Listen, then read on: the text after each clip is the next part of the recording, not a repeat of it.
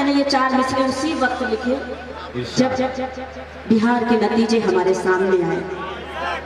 आप सबकी शिरकत चाहती हूँ, आप सब उसकी ताकत है, मुलाहाजा कीजिएगा, देखिएगा, बतौर खास पेश करती हूँ कि दुनिया को अपनी शान दिखा दी बिहार ने,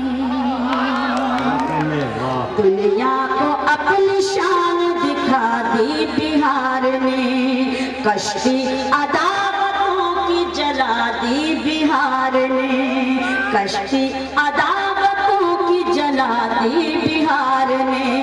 धोखे से एक जीत हुई थी जिसे नसीब, धोखे से एक जीत हुई थी जिसे नसीब, उस सुरमा को धूल चटा दी बिहार ने, उस सुरमा को धूल चटा दी बिहार ने, उस सुरमा को धूल चटा दी बिहार ने।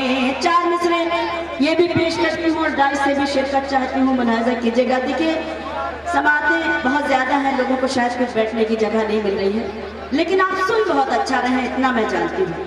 थोड़ा खामोशी सही